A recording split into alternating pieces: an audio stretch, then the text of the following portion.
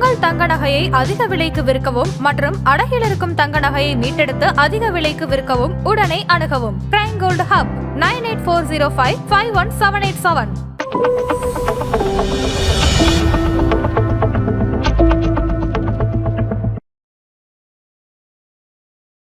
இப்போ எல்லாருமே yearly retirement planning எல்லாமே பண்ண ஸ்டார்ட் பண்ணிட்டாங்க. ஒருவேளை அவங்க ரிட்டையர்மெண்ட் பிளானிங் ஒரு 20 வயசுல ஸ்டார்ட் பண்ண தவறிட்டாங்க அப்படின்னா அவங்க 40 இயர்ஸ்லயும் பிளான் பண்றதுக்கு சான்ஸ் இருக்கா சார்? எப்போ வேணா பண்ணலாம்.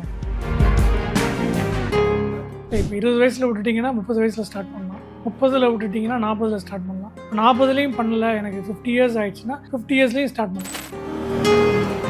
மேடம், அதாவது இங்கே எல்லாரும் ஃபினான்ஷியல் பிளானிங்னா என்ன நினச்சிட்டு இருக்காங்கன்னா எவ்வளோப்பா இன்வெஸ்ட் பண்ணணும். ஃபினான்ஷியல் பிளானிங் பேசினாலே எல்லாரும் என்ன சொல்கிறாங்க, இன்வெஸ்ட்மெண்ட்டை பற்றி தான் யோசிக்கிறாங்க. இன்வெஸ்ட்மெண்ட்டுங்கிறது லாஸ்ட் ஸ்டேஜ். அதுக்கு முன்னாடி நீங்கள் பண்ண வேண்டியது நிறைய இருக்குது. நீங்கள் வேர்ல்டில் எதை வேணால் வாங்கலாம்.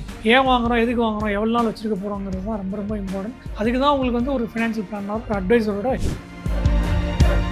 ஸோ இப்படி ஒரு இன்ஸ்ட்ருமெண்ட் இந்தியாவில் எங்கேயுமே கிடையாது. ஸோ கண்டிப்பாக பிபிஎஃப் நீங்கள் போடணும். ஏன்னா அதில் என்ன ஆகும்னா, நம்ம அசெட் அலோகேஷன் சொல்கிறோம்ல, அதில் டெட்டுன்னு ஒரு போர்ஷன் இருக்குது. ஸோ அப்போ பிபிஎஃப் நான் அதில் டெட்டுன்னு காமிச்சிருக்கேன். இதுக்காக தனியாக போய் நான் ஒரு மியூச்சுவல் ஃபண்ட் வாங்காமல் இதில் போட்டு போய்ட்றேன். ஆதன் பிஸ்னஸ் நேயர்களுக்கு வணக்கம். இன்னைக்கு நம்ம கூட சர்டிஃபைட் ஃபினான்ஷியல் பிளானர் குமாரப்பன் அவர்கள் தான் ஜாயின் பண்ணியிருக்காங்க. வாங்க பேசலாம். வணக்கம் சார். வணக்கம். எப்படி சார் இருக்கீங்க? ஃபைன்.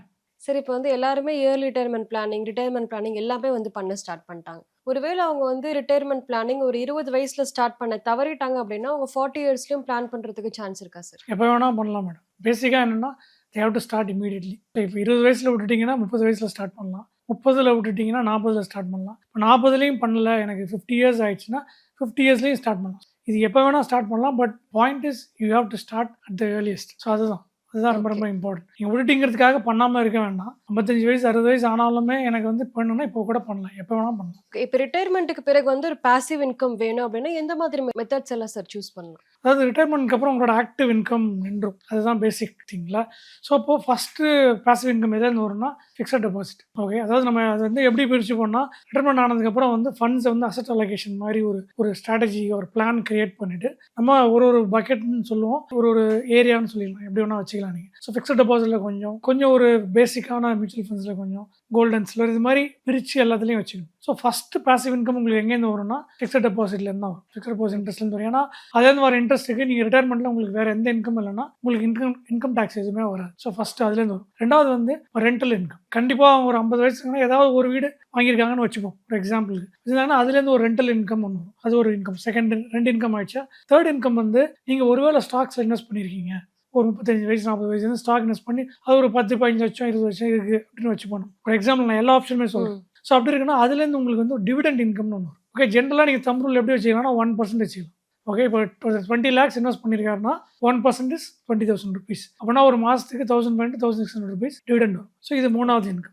நாலாவது இன்கம் இப்போ லேட்டஸ்ட்டாக ரியல் எஸ்டேட் இன்வெஸ்ட்மெண்ட் ட்ரஸ்ட்லாம் புதுசாக வந்திருக்கு. அது பேசிக்காக என்னன்னா, நீங்கள் வீடு வாங்கி ரெண்டல் ஜென்ரேட் பண்ணுறதுக்கு பதிலாக ஏற்கனவே இருக்கிற ரெண்டல் ப்ராப்பர்ட்டிஸ், லிஸ்ட்டாக இருக்கிற ப்ராப்பர்ட்டி ஸ்டாக் மார்க்கெட்டில் நீங்கள் இன்வெஸ்ட் பண்ணிங்கன்னா அவங்க உங்களுக்கு 8% ரிட்டர்ன்ஸில் உங்களுக்கு டிவிடெண்ட் மாதிரி கொடுப்பாங்க. இது குவார்ட்டர்லியாக வரும்.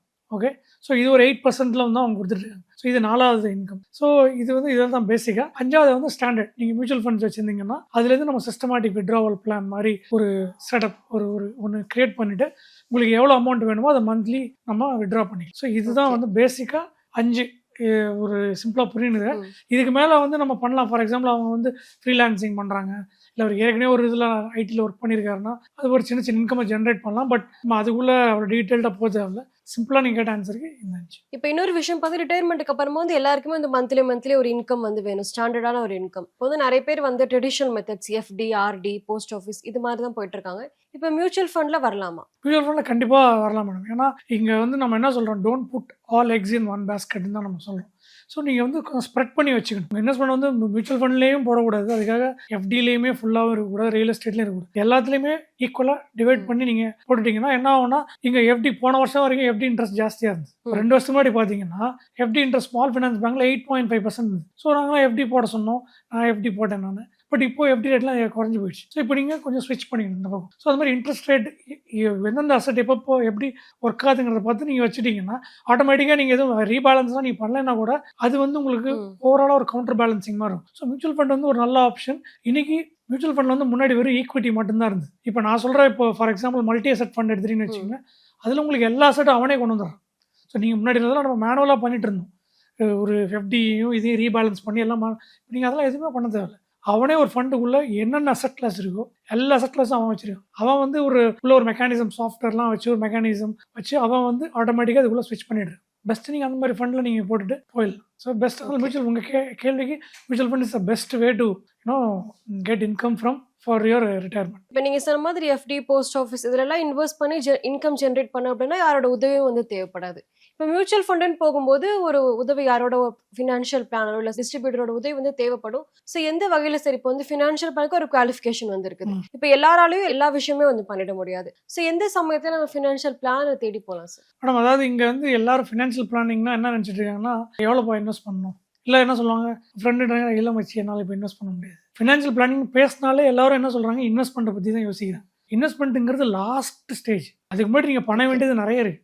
ஒரு லேண்டில் வீடு கட்டுற மாதிரி தான் அது. ஃபினான்ஷியல் பிளானிங்கில் வந்துட்டு நம்ம கேஷ் ஃப்ளோ பார்க்குறோம், எல்லாமே பார்க்குறோம். ஸோ இதில் குவாலிஃபிகேஷன் பார்த்தீங்கன்னா சிஎஃப்பி. இப்போ என்ன ஒரு எக்ஸாம்பிள் எடுத்துட்டிங்கன்னா, இப்போ நீங்கள் என்ன சர்டிஃபைட் ஃபினான்ஷியல் பிளானர்னு தான் சொன்னீங்க. ஸோ சிஎஃப்பிக்கு வந்து குவாலிஃபை ஆகணும்னா கிட்டத்தட்ட நீங்கள் எம்பிஏ படிக்கிற மாதிரி 5 எக்ஸாம் எழுதும். இதை நீங்கள் ஃபினிஷ் பண்ணுறதுக்கே உங்களுக்கு கிட்டத்தட்ட 2 years ஆகிடும், 1.5 to 2 years ஆகிடும். Each exam is 2 hours. Proctor முன்னாடி உட்காந்து நீங்கள் எழுதும். ஸோ இப்போ இவ்வளோ ரிகரஸ் ட்ரைனிங்கில் போயிட்டு வர்றவங்களுக்கு வந்து இதை யூஎஸ் அண்ட் இந்தியா கரிக்குலம்லாம் படிக்கிறாங்க. ஸோ அப்போ அவங்களுக்கு வந்து ஒரு டீப் நாலேஜ் இருக்கும். ஒருத்தரோட ஃபினான்சஸை 360 degree டைசெக்ட் பண்ணி உள்ளே போய் பார்த்து இவங்களுக்கு என்ன வேணும்னு சொல்லுது. ஸோ இது ஒரு விஷயம். ஸோ இப்போ இன்னொரு விஷயம் என்னன்னா, இப்போ இன்வெஸ்ட்மெண்ட் அட்வைசர், இப்போ டிஸ்ட்ரிபியூட்டர் இன்வெஸ்ட்மெண்ட் அட்வைசர் சொல்கிறீங்க, அவங்க வந்து இப்போ உங்ககிட்ட வந்து இதெல்லாம் பண்ணி முடிச்சதுக்கப்புறம் உங்ககிட்ட இவ்வளோ இன்வெஸ்ட் பண்ணணும்னு சொன்னீங்கன்னா தென் they can come into the picture. So இது வந்து ஒரு டாக்டர் வர்சஸ் ஒரு மெடிக்கல் ஷாப்பில் நீங்கள் எப்படி ஒரு மெடிக்கல் ஷாப்பில் போய் டேரெக்டாக மருந்து பேர் கொடுத்து வாங்குற மாதிரி தான் நீங்கள் இன்வெஸ்ட்மெண்ட் பிளானிங் பண்ணுறது. ஓகே, ஸோ இப்போ அவங்க சொன்னீங்கன்னா ஓகே இதெல்லாம் நீங்கள் வாங்கலாம், உங்ககிட்ட இவ்வளோ கேஷ் இருக்குது, ஸோ இங்கெல்லாம் நீங்கள் இன்வெஸ்ட் பண்ணலான்னு ஒரு இன்வெஸ்ட்மெண்ட் அட்வைசர் உங்களுக்கு நல்ல பக்காவாக பிளான் பண்ணி கொடுக்கும். பட் அந்த ஸ்டேஜை ரீச் பண்ணுறதுக்கு முன்னாடி ஒரு ஃபினான்ஷியல் பிளானர், அதான் நான் சொல்கிற ஒரு ஆர்கிடெக்ட் மாதிரி நீங்கள் போனீங்கன்னா அவங்க டீப்பாக நீங்கள் இது வரைக்கும் என்ன பண்ணிருக்கீங்க, இனிமேல் நீங்கள் என்ன பண்ண போகிறீங்க, உங்கள் ரிஸ்க் லெவல் என்ன, ஓகே இது எல்லாத்தையும் குவாலிஃபை பண்ணி தான் அவங்க பண்ணுறாங்க. ப்ளஸ் இதில் இன்னொன்று பார்த்தீங்கன்னா, இப்போ என்னோட என்ன எடுத்துட்டீங்கன்னா, நான் 25 years ஐடியில் ஒர்க் பண்ணி, ஸோ எனக்கு ஐடி ஒர்க்கிங் எக்ஸ்பீரியன்ஸ் இருக்குது. ஸோ ஒர்க்கிங் பீப்புளுக்கான ப்ராப்ளம்ஸும் நான் ஹேண்டில் பண்ண முடியும். ப்ளஸ் இந்த எக்ஸ்பீரியன்ஸ், இட் ஆல் டிபெண்ட்ஸ். நீங்கள் ஃபினான்ஷியல் பிளானிங் பண்ணும்போது அந்த குவாலிஃபிகேஷன்லாம் இருக்கான்னு பார்த்து போகிறது பெட்டர். இல்லைனா என்ன வேணா இவங்களும் பண்ணுவாங்க அவங்களும் பண்ணுவாங்க, but who can go deeper, அதுதான் ரொம்ப ரொம்ப இம்பார்ட்டன்ட். இப்போ வந்து 20 yearsலேயே வந்து ரிட்டையர்மெண்ட் பிளான் பண்ண ஸ்டார்ட் பண்ணிட்டாங்க அப்படின்னா கேஷ் ஃப்ளோ இருந்துகிட்டே இருக்கிறது முக்கியமா, இல்லை வந்து வெல்த் ப்ரிசர்வ் பண்ணால் போதும், கேபிட்டல் க்ரோத் மட்டும் போதும் அப்படின்னா முக்கியம்? இல்லை, இதில் வந்து வெல்த் கிரியேஷன் தான் முக்கியம். ஃபார் எக்ஸாம்பிள் இப்போ உங்களை எடுத்துப்போம். So your an youngster. So இப்போ நீங்கள் பிளான் பண்ணுறீங்கன்னா யுவர் அல்டிமேட் ஃபோக்கஸ் என்னவா இருக்கணும்னா வெல்த் கிரியேஷன் தான் அவங்களோட ஃபோக்கஸ். ஓகே, இப்போ வேற இன்னொருத்தர் எடுத்துப்போம், 50 years இருக்காருன்னா அவருக்கு வெல்த் ப்ரொடெக்ஷன் தான் ரொம்ப ரொம்ப இம்பார்ட்டன்ட். ஓகே, ஸோ இங்கே வந்து ஏஜை பொறுத்து தான் வந்து வாட் யூ கால் இந்த அப்ஜெக்டிவே டிஃபர் ஆகுது. இப்போ 20 வயசு இருக்கவங்க 25 வயசு, 30, 35 வயசு, 40 வயசு வரைக்கும், நீங்கள் 45 வயசு கூட எடுத்துங்க. இந்த ஃபர்ஸ்ட் 20 to 45 20 years யாரும் ஒர்க் பண்ண போகிறது இல்லை, 25 years தான் ஸ்டார்ட் பண்ணுவாங்க. ஸோ 25 to 45 yearsல எது அப்ஜெக்டிவாக இருக்கணும்னா 2 அப்ஜெக்டிவ் தான் உங்கள்கிட்ட இருக்கும். ஒன்று, year on year உங்களோட இன்கம்மை நீங்கள் இன்க்ரீஸ் பண்ணிட்டே இருக்கணும். ஏதாவது ஜாப் சேஞ்சோ இல்லை புதுசாக ஏதாவது பண்ணி இன்கம் இன்க்ரீஸ் பண்ணிட்டே இருக்கணும். ரெண்டாவது, இந்த இன்க்ரீஸ் பண்ணுற இன்கம் வச்சு உங்கள் வெல்த்தை நீங்கள் இன்க்ரீஸ் பண்ணிட்டே இருக்கும். ஸோ வெல்த் கிரியேஷன் தான் ரொம்ப ரொம்ப இம்பார்ட்டன்ட் 20 yearsல ஸ்டார்ட் பண்ணுறவங்க.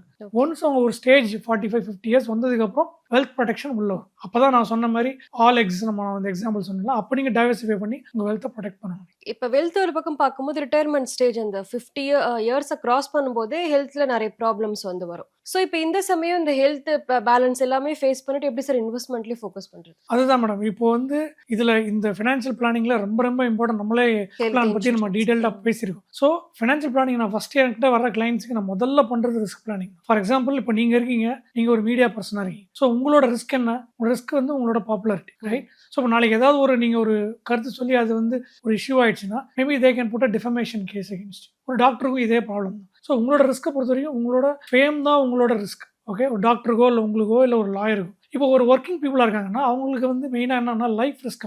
அவங்களுக்கு இந்த ஃபேம் ரிஸ்க் கிடையாது, பட் லைஃப் ரிஸ்க் இருக்கும். ஸோ ஃபஸ்ட்டு ரிஸ்க் பிளானிங்கில் நீங்கள் முதல்ல பண்ண வேண்டியது லைஃப் இன்சூரன்ஸ், ரெண்டாவது ஹெல்த் இன்சூரன்ஸ். இது எவ்வளோ சீக்கிரம் எடுக்கிறீங்களோ அவ்வளோ நல்லது.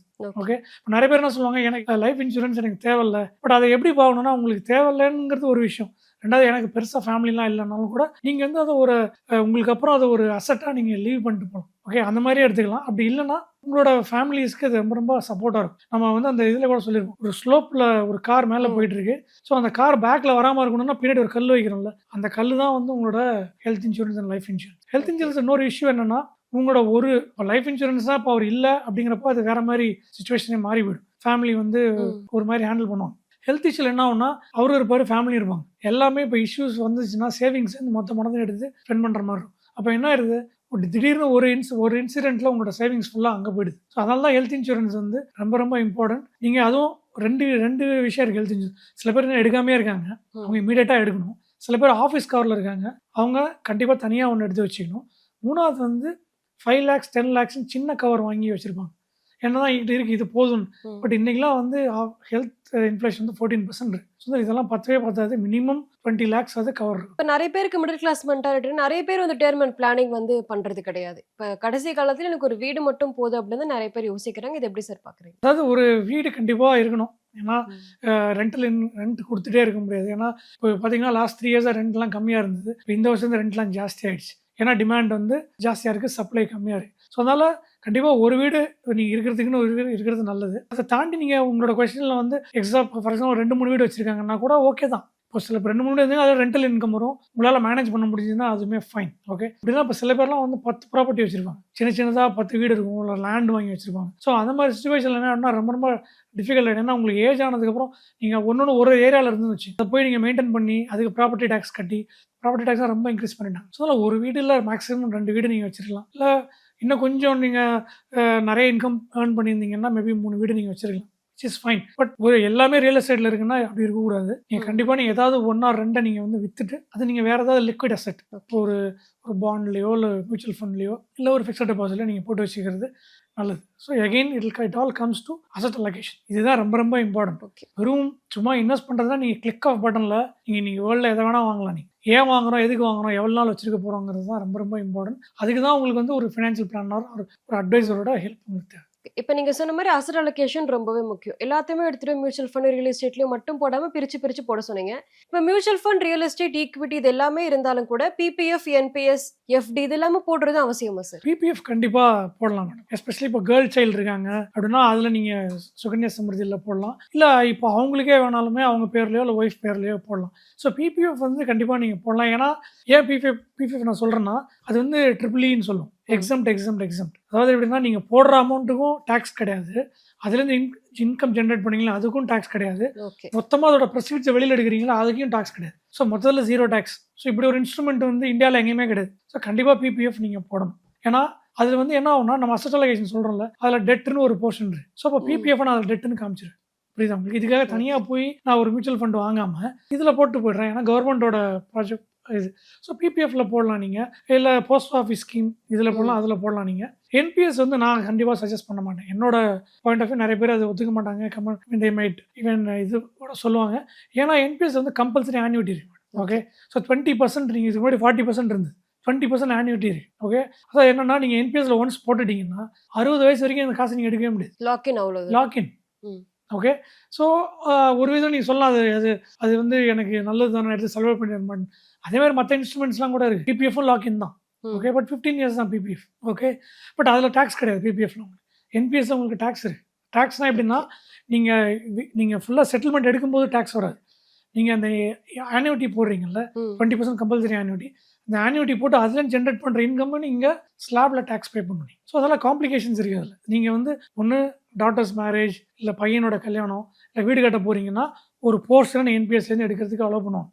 ஓகே, மற்றபடி அது லாக்டின்னாக தான் இருக்கும். அதனால தான் நான் என்ன சொல்லுவேன், என்பிஎஸ்ல போடுறதுக்கு பதிலாக நீங்கள் மியூச்சுவல் ஃபண்ட்ஸ்லையோ இல்லை 3 year or 5 year எஃப்டிலையோ எதுலையோ நிறைய வேறு இன்ஸ்ட்ருமெண்ட்ஸில் போட்டு லாக் பண்ணிக்கிங்கன்னு தான் நான் சொல்லுவேன். ஸோ இதில் நீங்கள் கேட்ட கேள்விக்கு இப்படி நம்ம பிரித்து வச்சுக்கலாம். பிபிஎஃப், எஃப்டி, மியூச்சுவல் ஃபண்ட்ஸில் போட்டுக்கலாம், இந்த மாதிரி வச்சுக்கலாம்.